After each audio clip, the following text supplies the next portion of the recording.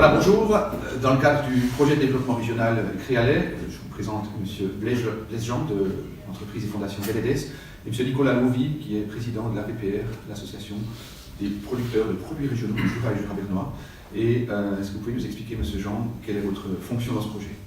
Ma fonction est, en tant que directeur et vice-président de l'association VLDS, de fournir une analyse de position qui vous permettra ensuite de prendre une décision quant à l'utilisation de l'endroit que vous avez prévu pour y construire Créalet et la possibilité d'y installer un magasin. VLDS, c'est quoi? VLDS, c'est une organisation qui permet en fait de soutenir les détaillants indépendants du commerce de détail alimentaire qui sont finalement soutenus aussi bien juridiquement qu'au niveau des assurances, au niveau des conseils. On fait beaucoup de conseils de terrain qui permettent aux gens de prendre des bonnes décisions quant à leur avenir professionnel.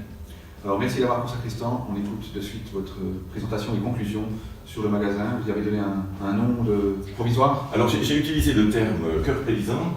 Cœur paysan parce que pour moi c'est les produits du terroir qui permettent de donner finalement un cachet particulier à ce magasin, mais on peut encore faire autre chose. C'est juste pour que j'ai une ligne de présentation d'histoire. Pour cette analyse, je me permets de prendre d'abord le contexte dans lequel on va essayer d'installer ce cœur de paysan sur la zone qui était prévue. Pour cela, mon analyse est la suivante. Essayer de comprendre qu'est-ce qui permettrait de situer la chose au niveau général. Vous avez une zone de chalandise qu'il nous faut comprendre. On a un premier critère qui est à 5 minutes près où est-ce qu'on se situe par rapport au magasin. Là, on voit qu'on est capable d'arriver jusqu'au début de quelques maisons de Courtétel et puis d'arriver jusqu'à l'arrêt du bus du rond-point. Ensuite, à 10 minutes, eh bien, on se situe pratiquement au croisement face au rail de chemin de fer de Courtétel et puis après, on arrive dans le gros rond-point de l'autoroute. Ce qui fait qu'on se situe vraiment en pleine campagne pour pouvoir permettre d'avoir une première base de clients. Et si on essaye d'aller un petit peu plus loin encore, on pourrait imaginer qu'en voiture on vienne s'y intéresser.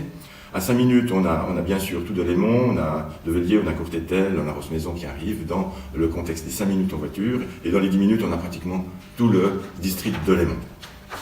Ça, c'est une chose, mais il nous faut aussi savoir combien de personnes peuvent être amenées à ce magasin.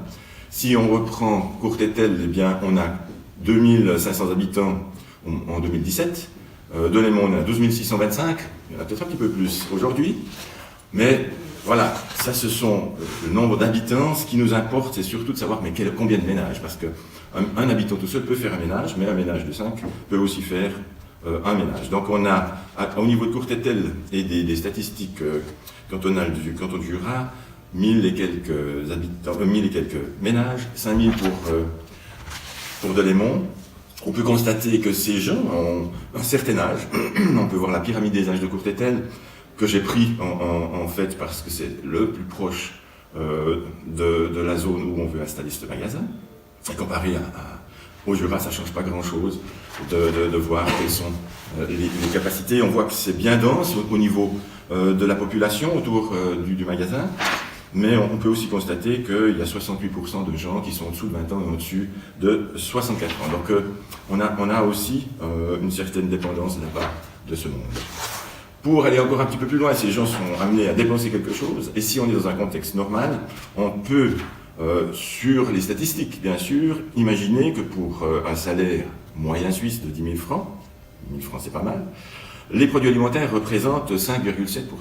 5,7%, et si on y ajoute encore 0,6% de boissons alcoolisées, vin, bière et eau de vie, eh ben on a peut-être 6 et quelques pourcents, ce qui nous fait quelques 600 et quelques francs de dépenses par mois. Donc il faut compter avec ce genre de statistiques pour être à même de réussir à capter ces gens. Pour moi, il était indispensable d'imaginer le coût qu'engendrait peut-être une quelconque publicité, une mise en avant marketing du magasin. J'ai donc pris l'initiative de demander à Direct Mail Company, qui est la compagnie qui fait la distribution des tout ménages à travers toute la Suisse, de m'évaluer le coût. On peut savoir que pour 1358 francs, on fait une distribution de près de 11 000 tout ménages, mais qu'à ce niveau-là, si on enlève les boîtes aux lettres où il n'y a pas de publicité, sur de Lémont, on a 4000 ménages, sur Courtétel, on a 780 et quelques ménages. Donc, il faut prendre en compte ceux qui seront atteints ou pas. Pour ce qui est de l'accessibilité, on a aussi sur ce point de magasin environ 6900 passages journaliers. Dans le passage journalier, on peut imaginer que c'est le matin, aller, midi retour, l'après-midi aller, le soir retour. Donc il n'y a pas une quantité énorme de passages, ou si c'est des passages, on peut voir qu'ils se cumulent pour aller sur Delémont. C'est très intéressant de voir ce genre de choses. Au niveau de l'accessibilité publique, on est à même de pouvoir amener un bus qui va jusqu'à Courtétel et au-delà, mais c'est le seul accès public qu'il peut y avoir, si ce n'est de prendre la bicyclette. Après, j'ai 2 ou 3 explications au niveau de la mobilité douce, que vous pouvez consulter si ça vous intéresse, mais grossièrement, l'accès, c'est véhicule et un peu de bus pour pouvoir y arriver. Vous pouvez même constater que la répartition des gens dans l'environnement direct a été évaluée par la ville de Delémont et qu'on a une majorité de gens qui vont là-bas pour travailler. Donc c'est vraiment intéressant de se plonger dans ce genre de choses. On peut constater que l'environnement immédiat est vu comme un lieu de travail. Mais si on continue de regarder, on peut voir que pour Delémont, il n'y a pas lieu d'imaginer une progression dans le côté ouest d'une construction pour des habitations. C'est surtout pour des activités, des zones d'activité qu'il est prévu une expansion. Dans la direction ouest-est, Delémont prévoit plus une dynamique paysagère et la dynamique urbaine, elle sera plutôt de nord au sud. On peut le voir à différents niveaux, je ne vais pas m'étendre plus loin là-dessus, vous pourrez aller dans le détail de ce que je vous ai fourni. Maintenant, on va rentrer un petit peu dans le vif du sujet pour que ce magasin puisse être présenté. J'ai pris le choix de faire quelque chose de rectangulaire pour avoir une belle présentation, une entrée qui se situe au milieu de vitrage généralisé, avec un accès sur le frais, les clés, avec des gondoles, une caisse, du froid, un accès de livraison qui serait encore à l'intérieur du bâtiment qui serait construit, de façon à permettre le rangement des vides et puis des arrivées de marchandises. On peut imaginer une certaine disposition, qui peut encore changer, ça c'est clair. Autour de la caisse, on aurait par exemple sur la droite des produits secs, derrière la boucherie, avec un accès de bas niveau. Au milieu, ces carrés gris sont du froid positif qui permet de mettre des activités en avant, avec sur le long des murs, des muraux qui montent à près de 2 mètres pour donner un impact visuel. Les produits laitiers, ensuite les vins liqueurs, le non-food, un peu de boulangerie pour avoir quelque chose qui sent tout bon à travers l'ensemble de la journée, des produits secs pour le reste, et puis on aurait une belle vision depuis l'extérieur. Tout ce qui est bleu, c'est une vitrine qui permet de visualiser à l'intérieur, un accès déjà par les yeux. J'ai imaginé un cheminement, un flux du client. À mon avis, il va fonctionner en partant sur la droite. 70% des gens tournent d'abord à droite. Et la boulangerie va attirer du monde. Donc on fera aussi un passage sur le chemin le plus large, sur la gauche. Donc on a quelque chose qui est, à mon avis, assez bien réfléchi au niveau de la répartition des gens. Je vous ai aussi fait faire une estimation du coût d'un mobilier conventionnel, sans chichi. On arrive là aux alentours de 50 000 francs d'investissement à réaliser, des meubles autonomes qui permettraient d'offrir du froid positif de façon à ce que les choses puissent se tenir le plus longtemps possible à disposition de la clientèle. Je vous ai aussi fourni quelques images qui vous permettent d'imaginer quel genre de meuble ça pourrait être. On ne va pas aller dans le détail de ceci, mais si vous êtes intéressé, j'ai des propositions de choix, de mobilier, de manière de faire. Il faut imaginer quelque chose qui soit attrayant pour l'œil. Maintenant, ça c'est une possibilité avec ce que vous avez prévu, c'est-à-dire des produits issus de producteurs du terroir. Et je pense qu'il peut être intéressant de s'imaginer autre chose encore.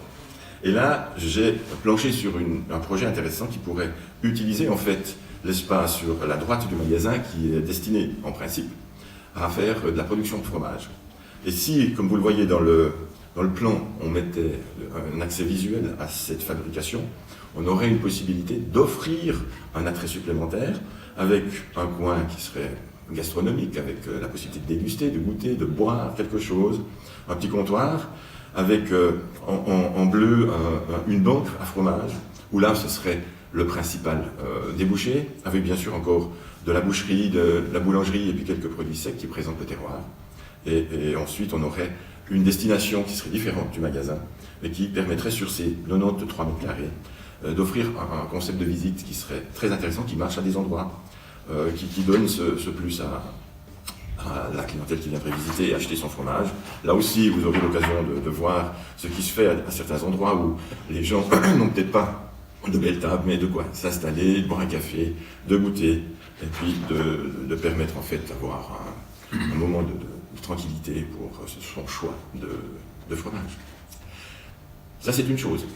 Je pense que si on veut rester dans un magasin conventionnel, il faut absolument se poser la question, est-ce qu'on n'a pas des produits qui nous permettent plus d'apport financier? Et pour cela, je vous ai mis une petite interview d'un de nos membres, qui est Christian Meyer, qui est à Brook, et qui, à mon avis, est un des détaillants bio, qui permet de faire en sorte d'avoir un bon rendement au niveau du magasin.